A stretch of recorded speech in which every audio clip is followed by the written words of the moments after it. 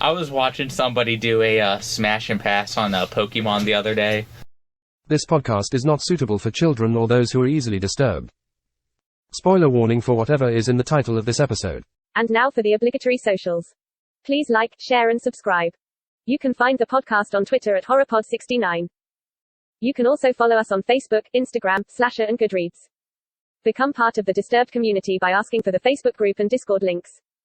Send dick pics to the horrorofbabylonpodcast@gmail.com. Support the show at patreon.com/thehorrorofbabylon.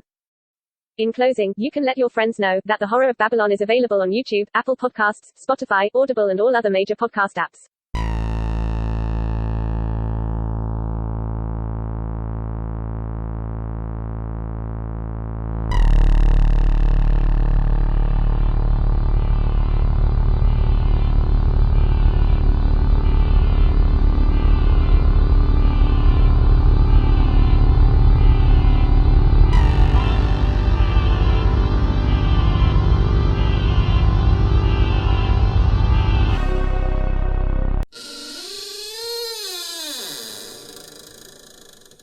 Welcome to episode 83 of The Horror of Babylon, where we discuss the original Salem's Lot miniseries from 1979. I am Ryan, and with me as always is Daniel. Say hi, Daniel. Hi, Daniel. Thank you to our patrons, Abigail the First, Breaker of Chains, Mother of Dragons, and Logan, the Full Metal Patron. And thank you to Four Horsemen Comics and Gaming, which you can visit at the Morgantown Mall in Morgantown, West Virginia, or the Mall at Robinson in Pittsburgh, Pennsylvania. And actually, they have a new location opening up. They just bought an old laundromat on Main Street down at the lot. And Ronald the Third Krampus of Christmas is busily turning that into the new location for Four Horsemen Comics and Gaming. So, is a European business partner coming in? Well, he's on a buying trip. Oh, okay. He's on a buying trip. He's on a buying trip. Yeah, so... but that's all right. All right, so trigger warning: death of children. I guess yeah. If you're super afraid of there's very little blood in this, so yeah, I couldn't think of anything other than the kids. Yeah, like that's really it. Unless you just have like the most baby tolerance for horror there is. Yeah, for vampires. Yeah, I'm about you. If freeze frames frighten you. Yeah, I probably wouldn't watch this.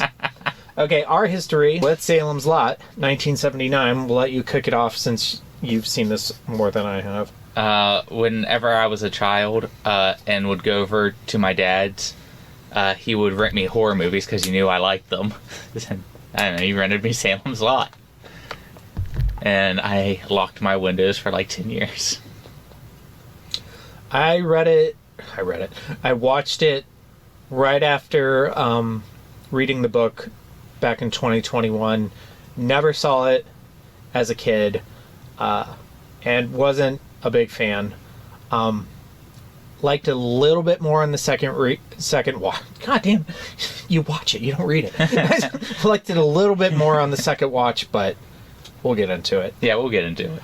The vampire's a pure myth, superstition. I may be able to bring you proof that the superstition of yesterday can become the scientific reality of today. Background: this miniseries aired on CBS on November 17th and November 24th, 1979. Is that enough time?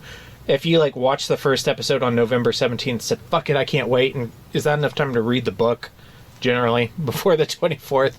Not for me. Not for me either. But I'm a very slow reader. Yeah. So, and I get distracted by electronics a lot, so I don't read a lot of the time if I'm not at work. That wouldn't have been an issue in 1979. Yeah. Unless you really like Pong. I probably would have loved Pong.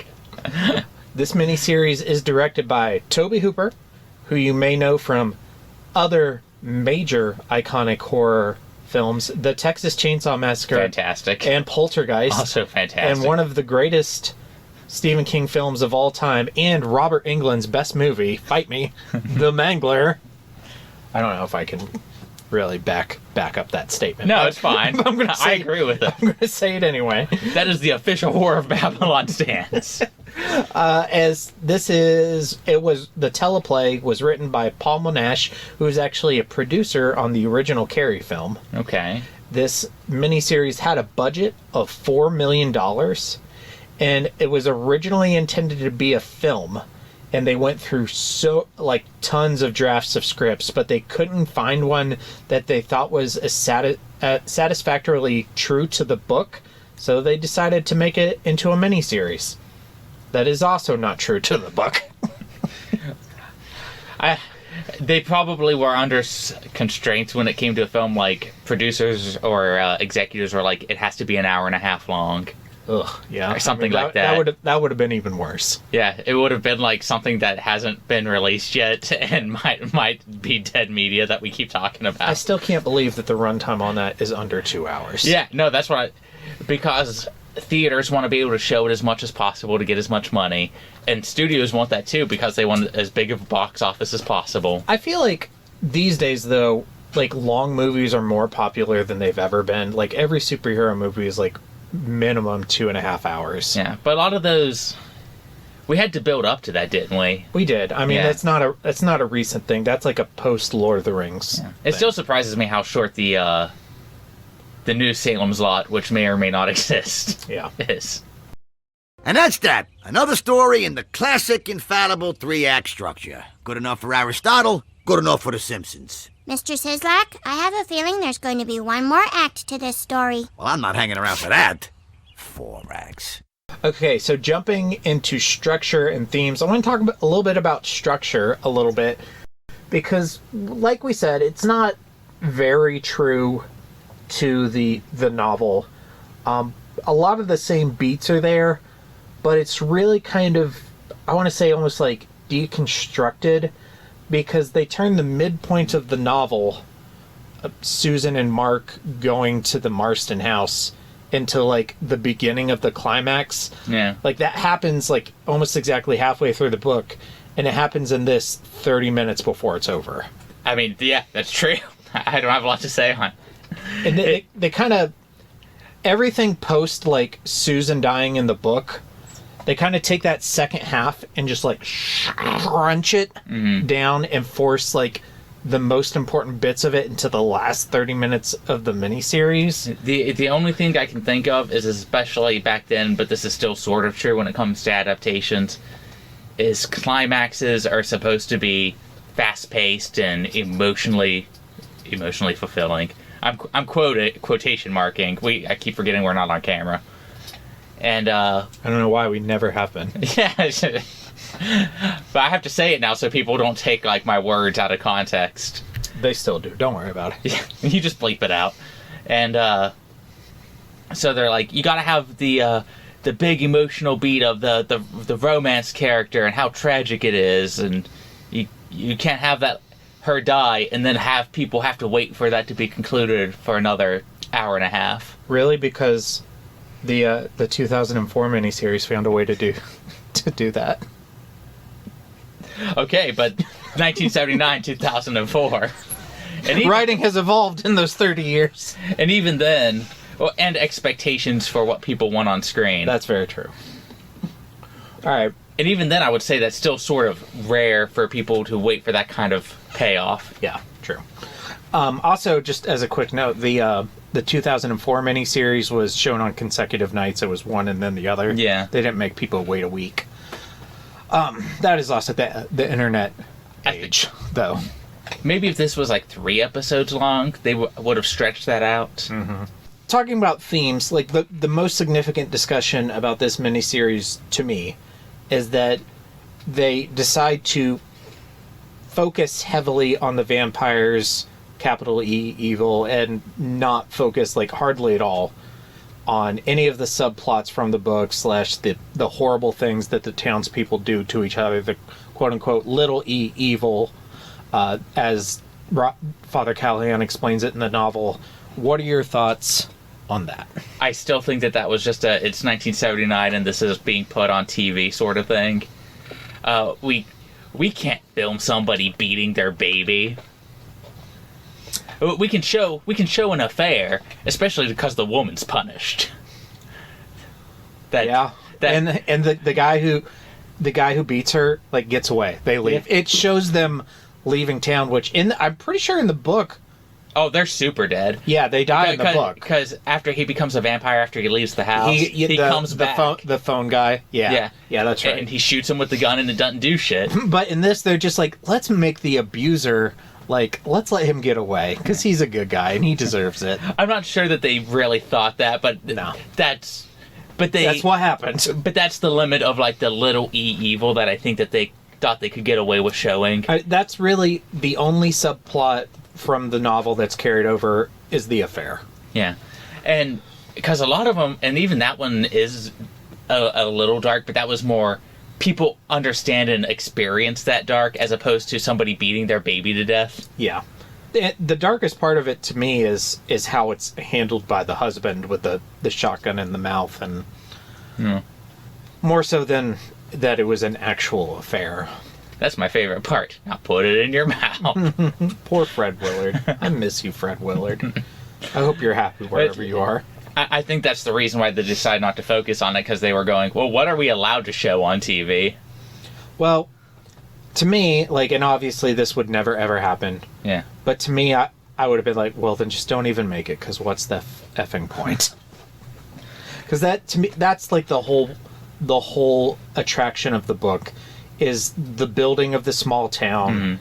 Mm-hmm. That's the world building that is there, and then the scariness is the terrible shit that the people do to each other. Yeah. But general audiences, the scary shit is vampires. Okay, well. And they're like, well, what's a good vampire property with a popular name attached to it? Oh, here we go. Stephen King. Well, this, at the time, like, the only thing he had was Carrie. Yeah. But he was still a popular writer, right? 79, yeah. The Stand and The Shining had been out by that point. Like, it wouldn't be like hearing J.K. Rowling these days, or maybe like 10 years ago. It wasn't until like the 80s where he really became like a household name. But people might go, oh yeah, I've seen his name on bookshelves. I can check that out. And then maybe they would check out the book. Mm-hmm. I think that, now I don't have any proof for this, but I'm just thinking, that's my thought on what the thought process probably was. That, or it was just never that explicit when they were workshopping it. Yeah. They're just like, hey, this is a book about vampires, let's make a vampire movie. Yeah. Yeah. Which, whatever. I'm okay being in the minority on this one. I know, like, this miniseries is very, very beloved. And, like, to the point where, like, I think more people, when Salem's Lot is mentioned, I hear more people talk about this miniseries than they talk about the novel. Yeah. But that's okay. Here in a few, if it isn't already happening, people are going to be talking about the new It movie more than they are the book or the original miniseries. Yeah. Well, I think at least with the younger generations, that's already the case. Yeah. Yeah. Like if you Google It, like you see images of that Skarsgård. Yeah. Characters. They're coming to get you, Barbara. Ben Mears, played by David Soul.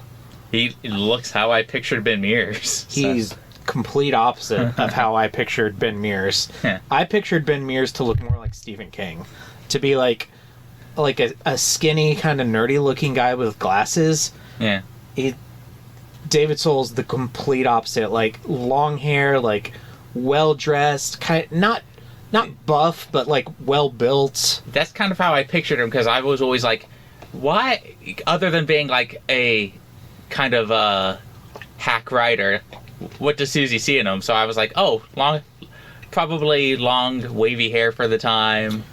But you also had well dressed. You saw this before you read the book. Yeah. So,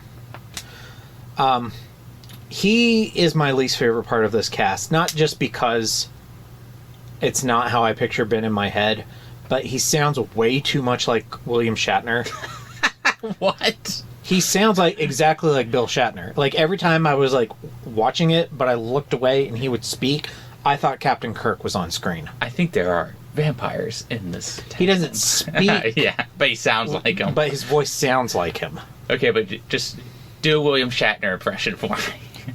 I really can't do that, Daniel. Thank you. Yours is better. I can't do impressions. Mine isn't very good either. Where's Hef? Yeah, I don't know if Shatner is it. Maybe it is. I don't know. We'll see. I bet he could do a good Spock. He would do a great Spock. Yeah.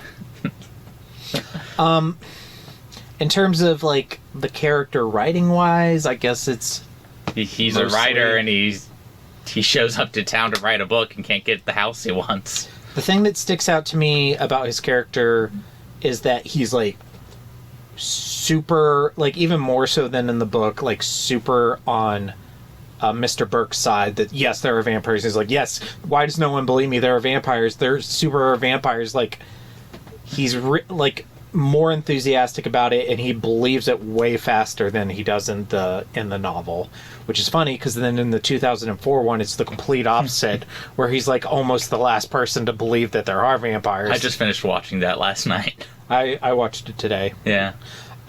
It's really not until Mrs. Glick comes off the table that he believes it, because he's about to leave. He's like, you know what, Dr. Cody, I'm done. I gotta go find. Oh my God, the bitch is moving. Another complaint that I have with Ben is I really don't feel any chemistry between him and Bonnie Bedelia, who plays Susan. Do you have a differing opinion? Nah, not really. I felt like they were talking past each other. I didn't really get that he was into her at all. To me, it came across as this is fine, but that's the best thing I can say about it.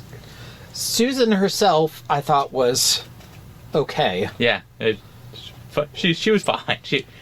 There wasn't... Susan wasn't a very meaty character in the book anyway. They do get rid of the little meat she has, which is mostly her relationship with her mom. Yeah. So basically her whole role in this is just her relationship to Ben and then to get murdered. They didn't want to have a screaming match about how she slept with him in the park. Yeah. They were like, we can't have that in the movie. No. So. We can't have her mom get uncomfortable by the fact that he wrote a book where men have sex. Yeah. That's a bit of a racy book there, Susan. I skimmed a review of it in the paper, in the Cumberland paper. He wrote something called The Library Policeman. I heard there was a climax. Oh my God, that is one of the hardest things I've ever read in my life. I still need to read it. If you've read The Library Policeman, you know exactly what I'm talking about. Like Lolita levels of like. Oh, so I'll love it then. Maybe. And maybe that'll be where my line is. Well, there's no question of reliability in it. Yeah. Because it's the victim who describes exactly what happened. Oh my goodness. From penetration to ejaculation. Okay, Susan, yeah. Mark. He was fine. He was fine. He was a little bit of a dweeby kid who had monster toys. Yeah. So actually, like, one of my biggest things about Mark is that they take away him murdering Straker. Yeah. Which is his best scene in the book. And it's just like... And it's not there... I know the reason why they didn't do it is because they choose... And we'll talk more about this when we get to Barlow, but they choose to make Barlow a character that doesn't speak. So they needed somebody to talk. Which means that Mark can't kill Straker. So. Which I would almost have just had James Mason play Barlow because of the voice. Yeah. Like, just make him the vampire. Yeah. All right, well, we'll talk more about that when we get to them. Mark, yeah. Jason Burke. Okay, so I messaged you whenever I was watching this one. I had so many false memories about this. And it was that Jason Matt Burke and the Doctor... In my memories, they were the same character. But it's Susan's father that they combined with Jimmy Cody. Yeah. Yeah. So that is where I got all confuddled with my memories of this movie. I watched this 2 years ago, and I didn't even... I knew that they combined Cody with somebody, but I couldn't remember who until I started watching it. Yeah. I hate when they change a character's name for no reason. For seemingly no reason. What was the biggest one we complained about for that? It was the Universal Frankenstein. Yeah. Where they just switched the names. Yeah, with Victor Frankenstein and his friend Henry, they switched their first names. Victor sounds too German. But his friend can be called Victor. Yeah. Our protagonist will be Dr. Henry Frankenstein. A good Christian name. Oh my God. Yeah, I think that was the thought process. So, like, when I hear Mr. Jason Burke, I'm like already tilted. It's like, you know, I'm playing Magic and I miss my third. I keep a one lander and I don't draw a land, and it's Jason Burke all over again. God damn it. Aside from that, like, he's fine. Like, he's very much like that lovable old man character. Yeah. Then they like got rid of the annoying, like, I tried marijuana once. I really like rock and roll music. He's just kind of an old dude. He's just kind of a likable old guy. Yeah, he does, but at least he gives off that friendly, like, I really do believe he would invite the sick dude to just come over to his place, and the sick dude would trust him to take him to his house, and he's the lovable school teacher, and I'm not sure if this is an improvement or a bad thing, but they basically get rid of him being Van Helsing, like, altogether. Yeah. Once he goes to that hotel bed, he's basically done. There's none of that, like, and this is something I wanted to bring up. The ensemble of them being, like, the group working together against the vampires doesn't really exist in this version of the story. Mm-hmm. That you don't get the feeling that Ben, Susan, Mark, Mr. Burke, and Dr. Cody are the same, like, group of people that they are in the book, whereas they're comparable to the group of people in Dracula who have teamed up to fight Dracula. Like, that group cohesion that they have is just kind of gone. Missing, yeah. Which is, I think, is a side effect of getting rid of most of the second half of the book, because that's where it's mostly takes place, where Susan dying kind of brings them all together. Yeah. And also, we're going to jump Dr. Norton and go to the next one. Also, fucking Father Callahan. Like, I had no other issues with this miniseries, just the shit job they do to Father Callahan would probably, like, bump this one so far down in my They had rankings. to cut out all the little evil, so he had nothing to do. They were like, well, we got rid of everything, so there's nothing for him to talk about. Don't care. I hate it. I absolutely hate it. It's right across the way, Shaman.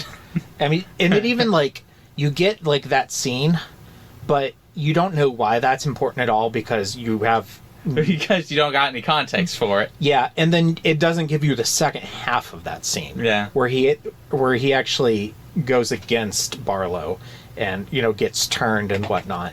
I don't like it. I don't like it at all. I can tell. I mean, do you like it? No, it's just they just cut the character. And he's the best character. He was my favorite character this read through. Yeah. And I don't like it at all. Bill Norton, they combine Jimmy Cody with Susan's dad, and it's fine. Yeah. Like, Jimmy Cody is kind of unnecessary in the book. He's all right in the second miniseries because they give him a lot more to do. Yeah. But we'll talk about that when we get to it. Yeah. Okay, so I've been talking a lot. Talk to me about Straker and Barlow. I loved James Mason as Straker. I love his accent. Yes. And he almost felt like too good of an actor for this. Yeah, like, you're too good for this. Get out of here. Like, I don't know if that's mean to all the other actors, but he was... I'm sure they were all giving it their all, but whenever he was on screen, I was more, this is the character. He's absorbed in his role. Well, I think that he's just kind of a higher class. Like, most of these people are made a career out of TV roles, and it felt like when I was watching it, I was watching a TV miniseries. But when he was on screen, I felt like I was watching a movie because he's a fucking Hollywood star. Yeah. I think doing Lolita hurt his career a little bit, because you see, like, if you look at his IMDb page, like, he does a lot more, like, TV stuff, like, post Lolita. Oh, Humbert. Yeah, which, I mean, obviously he can still be good in I don't even want to say a lesser role, because Straker is a great character, but in a production that has less money thrown at it. Yeah. But I think he's the best performance. Now make sure to get these suits back to me. He's so bitchy to Parkins, and I love it. Yeah. And I want them cleaned. Cleaned and pressed. I fucking love it. It's great. To me, he's definitely the best performance. I love him. I don't like that he's kept alive longer because I like Mark killing him in the book, but I'm also happy that he's kept alive longer because he's the best performance and my favorite character in the miniseries. Yeah, we get to see more of him. Yeah. But I think that Barlow is so, like, weird, it would have almost made more sense to just make them one character and make Straker the vampire. Yeah. But what do you think of Barlow? I have mixed feelings. I really liked it when I was a kid. When I was a kid, it freaked me out. Because he's just a monster on screen, and I imagined that there's like this giant fangs just sinking into you. That would hurt. Yes. Yeah. Yes, it would. And that's where my thought process always went. Watching it now looks a little goofy. That I saw this for the first time in my 30s, and I thought he looked really silly. Yeah. I think had I seen it when I was a kid, I also would have found it scary, but I'm just like, why is he blue? Because when you're blue, you're dead. Okay. None of the other vampires are blue. I know. They all kind of have like a bluish gray tint to their face. But he's Papa Smurf. Yeah, he looks like a Smurf, and I'm like, I don't get it. I like the bulging. There are things I like about the design. It probably would have looked better in black and white. He was modeled after Count Orlok. Yeah. So, which obviously was in black and white. I do think that it would have looked better like that, or if they would have gone maybe gray. I think gray or like a really pale white would have been better. I think that would have helped. I like the bulging eyes. I like the really long fangs, because that just it looks monstrous. Yeah. But even the claw hands kind of look goofy. Mm-hmm. They especially as an adult, I'm like, okay, it's rubber gloves he's wearing. Yeah. I like the cloak, but I do prefer Barlow being able to communicate over not being able to communicate. Yeah, it was your king in the novel episode. Like the speech that he gives to Callahan in the novel is, let's you and me go. Your white versus my black. Your light versus my dark. Yeah, it's a great scene. And Straker does it, which is fine, but it doesn't have the same weight. Yeah, it almost makes Barlow feel like a pet too. Yeah, like Straker sicking him on Callahan. Straker isn't like a servant to vampires. It makes him feel like the mastermind. Which is why he should have just make it one character and make him the vampire. I don't know. Or change it to where he is just a dude who manages to sick vampires on people. But But then you'd have to invent how or something. So played by Reggie Nalder, who was not credited. Make him mysterious. Yeah. It's like George Lucas tried not to credit Kenny Baker and Anthony Daniels, who play C-3PO and R2-D2, and he kept their names off of the posters to try and make it seem like they were real robots. That's fantastic. And Anthony Daniels almost didn't do Empire Strikes Back because of that, but George Lucas went back on it. And when I see people who do these character roles go uncredited, I'm like, are they trying to make us think they're real vampires? I mean, it's just stupid. And then also I had a quote here from one of the producers, Richard Corbetts. And this is just this is a quote on why they decided to go the direction they did with Barlow's design. We went back to the old German Nosferatu concept, where he is the essence of evil, and not anything romantic or smarmy, or, that rogue-cheeked, widow-peaked Dracula. I wanted nothing suave or sexual, because I just didn't think it would work, because sexy vampires don't make money. We've seen too much of it, and this is pre-Twilight. Yeah. The other thing we did with the character, which I think is an improvement, is that Barlow doesn't speak. When he's killed at the end, he obviously emits sounds, but it's not even a full line of dialogue, in contrast to the book and the first draft of the screenplay. I just thought it would be suicidal on our part to have a vampire that talks. What kind of voice do you put behind a vampire? You can't do Bela Lugosi, or you're going to get a laugh. You can't do Reagan in The Exorcist, who wasn't a vampire, or you're going to get something that's unintelligible. And that's why I think James Mason's role as Straker became more important. I mean, obviously, they made a choice, and... They made a choice that I disagree with. Mm-hmm. There are lots of ways you can do a vampire. You can do a vampire voice without doing a parody of Bela Lugosi. Yeah. In fact, Reagan's voice as the Exorcist, that's honestly kind of the direction I probably would have told them to go. Like, God, I'm trying to think of one of the lines from a movie. From The Exorcist? Yeah. But there's the voice that they use. Fuck me. No, it's like when they first meet the priest and they're like, "Could you help an old altar boy out?" Yeah. Quoting what, like, you ran into the homeless dude before. And the voice that they use there, I'm like, that's kind of a voice I'd give a vampire. Something like a little gravelly, almost like their throat is filled with dirt. It's funny because in the 2004 one, Barlow seems like he's mimicking Straker. Yeah. In this one, he's like that kind of cultured European kind of. Yeah. Okay. All right. I think, and that's for characters. That's really it. We just have like that main cast because, a lot of the tertiary characters are in it, but their subplots they're gone. Yeah, they're excised, with the exception of Larry Crockett, who they make him the center of the affair instead of the phone guy, which just it makes sense. It's fine. I'll kill you all! I'll drive you crazy, and I'll kill you all! I'm every nightmare you ever had. I am your worst dream come true. I'm everything you ever were afraid of. So let's talk about scary shit. Is this miniseries scary? Okay, I got two thoughts on that. As a child, absolutely. If you have very low experience with horror, absolutely. And I will even say it is scary until it isn't.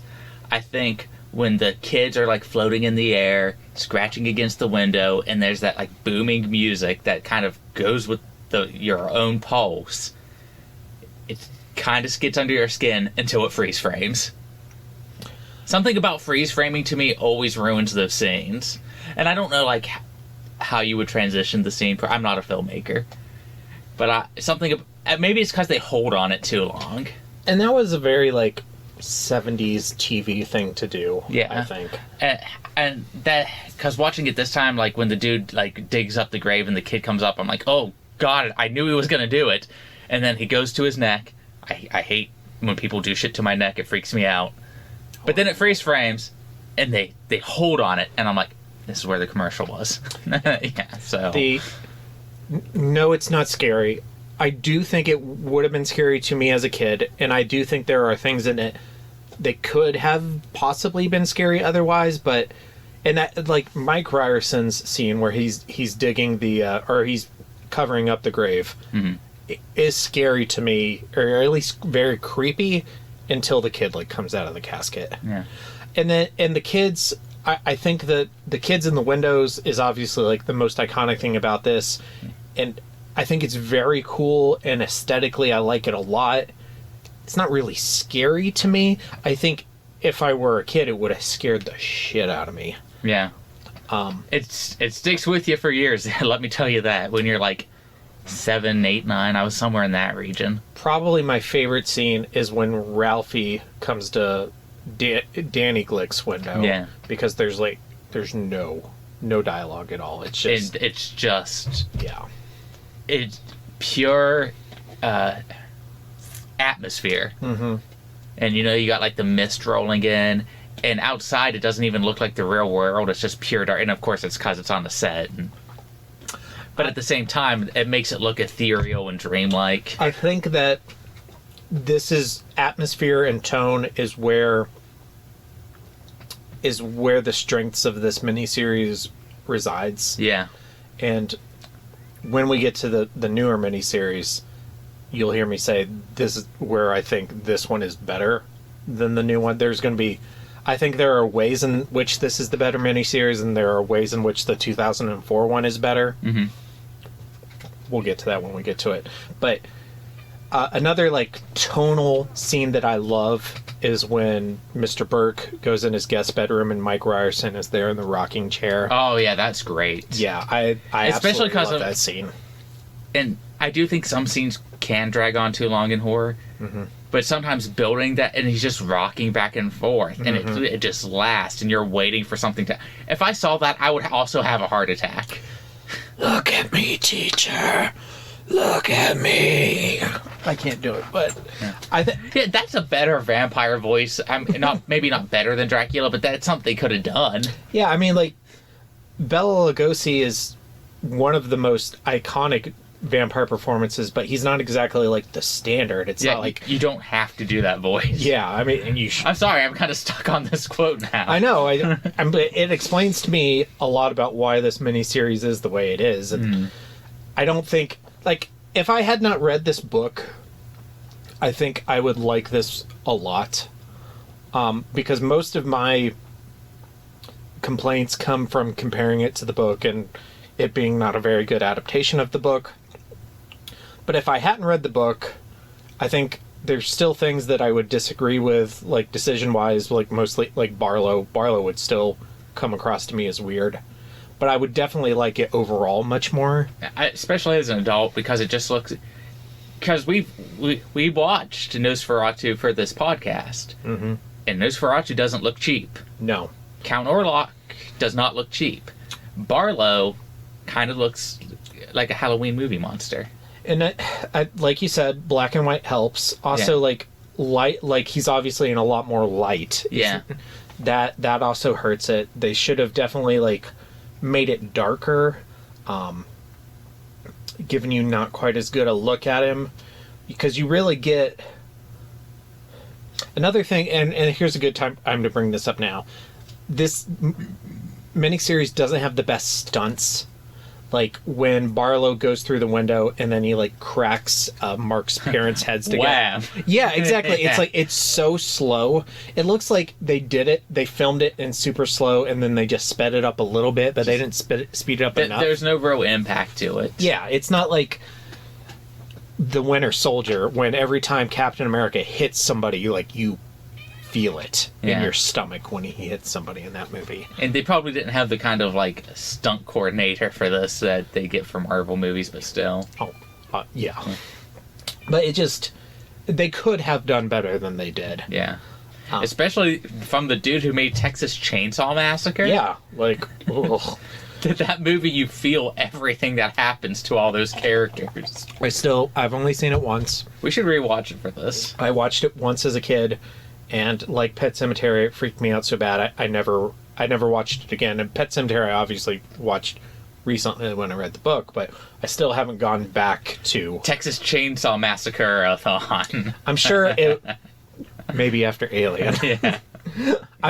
I have a feeling Texas Chainsaw Massacre isn't going to be as scary as an adult, but I think it's one of the, maybe not the few, because I have a high opinion of a lot of horror movies. But I think it's definitely one of those movies that holds up. And it's also one of those movies that you can show to somebody who's not really well-versed in horror, and it'll get under their skin. It scared the shit out of me as a kid. It's generally considered one of like the best ones ever made.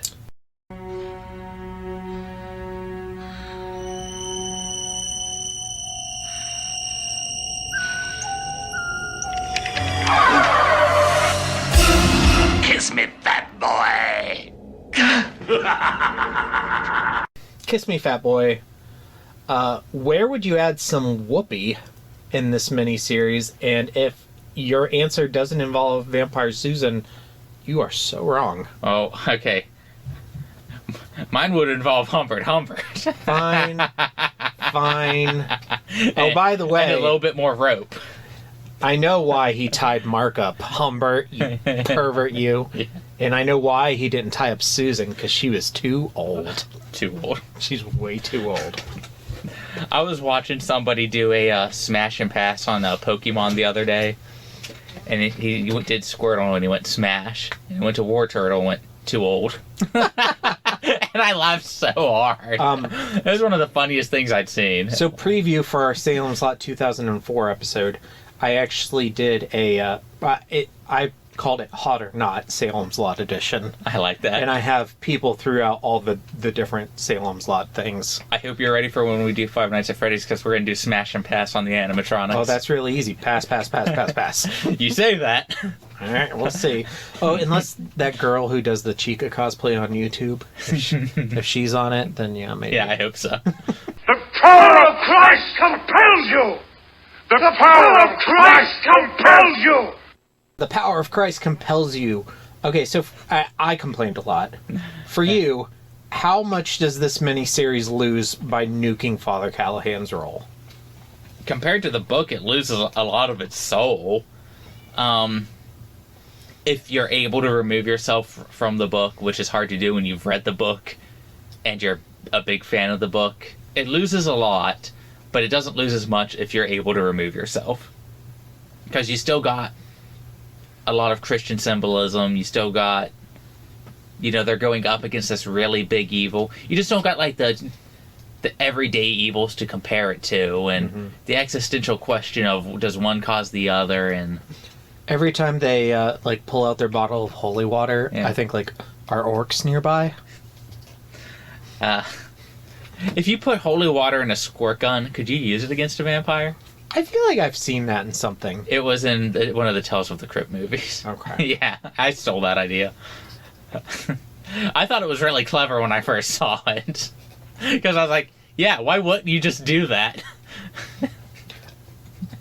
I would need, one with, a really big tank. Yeah, you'd get, one of those, Nerf ones, one of the really nice ones. With a backpack tank? Like a Gatling gun one. Yeah. I feel like you'd have to go to a lot of, places, though, to get that much holy water. I feel... My issue, I wouldn't want to be stuck in front of a vampire with, a pump-action one going... Yeah, or one of those, cheap little pistol ones. Yeah, that get jammed. Yeah. Oh, no, the trigger breaks. Yeah. The trigger broke on those all the time. That'd be funny, though. Oh, yeah, it'd be great. I mean, for a movie. No. Yeah, not to happen. Yeah. Oh my God, are you Stephen King? No, I'm Dean Koontz. Oh.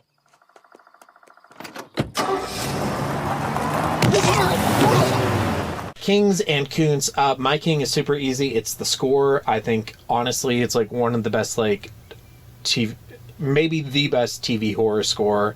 Maybe not it, but, it's really high up there. I absolutely love the music.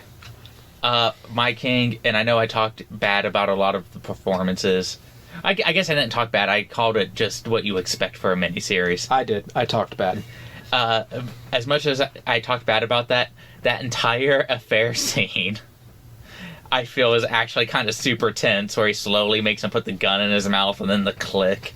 Well, yeah, and Fred Willard is one of the better actors in this, and obviously this was before he was famous and became one of those people who's in one of those character actors that's in basically everything.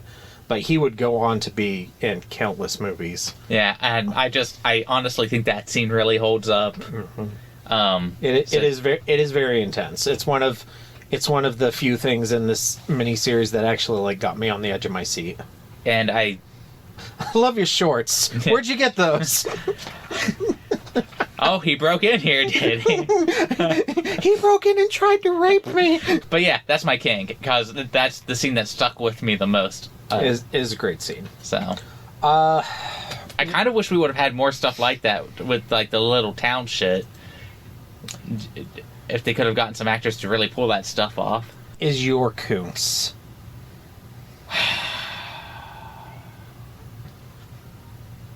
Probably Barlow, because it just doesn't.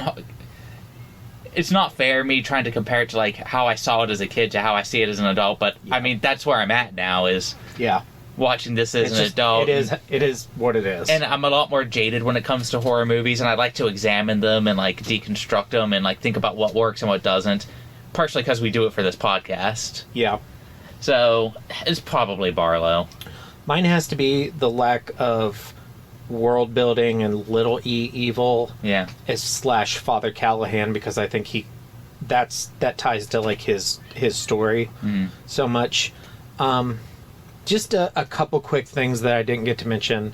Something a change they made that I really didn't like was I think all three of us said in our book episode that the best scene in the book is where Mike Ryerson invites Danny Glick into Matt Burke's house, and you're from Matt's perspective, and you just hear it happening, and they just they don't adapt that at all, really.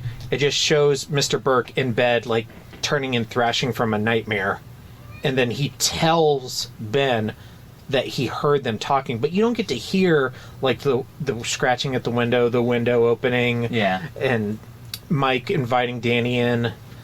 That I was not a fan of. Also, is it just me, or does Ben leave Salem's Lot without telling Ann Norton that her husband and daughter are dead? Because Susan's mom doesn't die in this. In fact, before they go to the Marston house, Susan's dad calls the house and says, no, it's just Ann there. Susan's gone. Then they go to the Marston house. Susan and her dad both die at the Marston house. And then Ben and Mark leave town. And Susan's mom is still just sitting at home you couldn't have swung by and told her that her husband and daughter are dead? Yeah. I don't know. King, I already did mine, but you're first this time. Middle, higher end? It's going to be middle-ish. Okay. Let me see here. Because I still have some fond memories of it. I still think that there's some stuff that it does. Yeah, obviously this is a very nostalgic miniseries for a lot of people. And I think that had I seen it when I was a kid, or even when I was in high school, or even just before I read the book, I would feel completely differently about a lot of this stuff. I think I'm going to put it... You would go up just a little bit, just a hair. Definitely didn't like it as much as... I love Ring Cosmbon. Yeah. Still kind of holds up for me. Yeah. I also ranked it below Ring Cosmbon. I think I'm going to put it right above Victor Frankenstein, right below the Blob. 1958. So your new number 27. What the fuck did I do? 1979. All right, so it's your new number 27, below the original Blob and above Victor Frankenstein, which is the James McAvoy, Daniel Radcliffe one. I had it at number 45, below the Pet Sematary remake and above Violent Night. And Valerian still ranking up them W's. Yeah, I mean, is it a worse movie than Valerian? Probably not, but... That's such a good time, though. Yeah, but I enjoy watching Valerian, because Valerian's a giant meme, and it's fun. Okay, so fight me. And let's just talk about Leon the Professional now. Yeah, it sure does. I was looking at something... I noticed something Luc Besson wrote some movie. He didn't direct it, but he wrote some movie that I was looking at recently that I didn't. When we did Valerian, did we find out about the controversy because we were live reading the wiki? Yeah. Okay. I couldn't remember if that was a false memory or not. Yeah, that's what it was. Taken. That's where I was looking at the wiki page for Taken. And I was just like, Luc Besson wrote that? But now I'm thinking about it. It's about a young girl who gets kidnapped. Never mind. Makes total sense. One of them gets kidnapped and dies from a heroin overdose. Yeah. Chained to a radiator. Luc Besson. Yeah. He also wrote Taken 2 and Taken 3. I haven't seen any of the sequels. Okay. All right. It was Taken, not the Terminator. Not the Terminator. I don't know why I thought it was the Terminator. I mean, it would have been the Terminator. I would have been equally super surprised. All right, now that I'm thinking about it, Taken kind of makes sense. Gross. Homework. What Stephen King-themed taxidermy would grace the walls of your dream home? Ryan, you go first. Gage. Oh, fuck, you stole it. Mine's also Gage. I thought that I was going to get screamed at. No, because that's how you bring Gage back without, all the terrible shit. Yeah, you just have him in the corner giving the fawns, holding a kite. Okay. Question for the listeners. I noticed that Ben Mears has a Colorado license plate on his Jeep. So I was just wondering, is Ben from Sidewinder? Has he ever been to the Overlook? Reach out to us on our socials and let us know what you think. For further reading, just check out some of the other like Stephen King miniseries. It, The Stand, The Langoliers, The Shining, The Tommyknockers, just the earlier ones. They're a mixed bag. Most of them have lots of good and lots of bad, but I think all of them are at least worth watching. I wanted to recommend some like vampire shows, but I don't. Go watch a better vampire movie. I don't know what to tell people. Midnight Mass and Chapel Wait? I don't know. Let the right one in. Okay. I was trying to think of something more in line with Salem's Lot, like Vampire Invasion or Vampire. Oh, watch the original. I've never heard of it.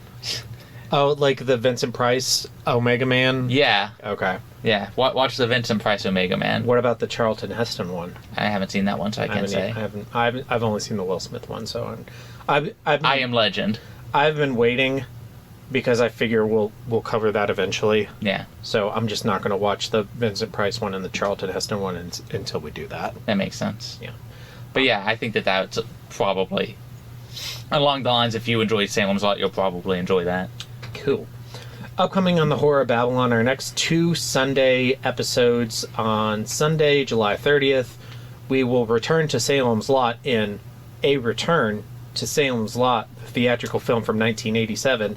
And then you would say the companion episode to this one. On August 6th, we will do Salem's Lot 2004 with Rob Lowe and Andre Brower and Donald Sutherland. And then our next 2 Thursday bonus episodes will be episodes 1 and 2 of the Alien-a-thon, sponsored by Four Horsemen Comics and Gaming. So Alien on 7/27 and Aliens on August 3rd. Thank you to our patrons, Abigail the First, Breaker of Chains, Mother of Dragons, and Logan, the Full Metal Patron. And thank you to Four Horsemen Comics and Gaming, which you can visit at the Morgantown Mall, Morgantown, West Virginia, the Mall at Robinson, Pittsburgh, Pennsylvania, and say hello to Ronald III, Grampus of Christmas.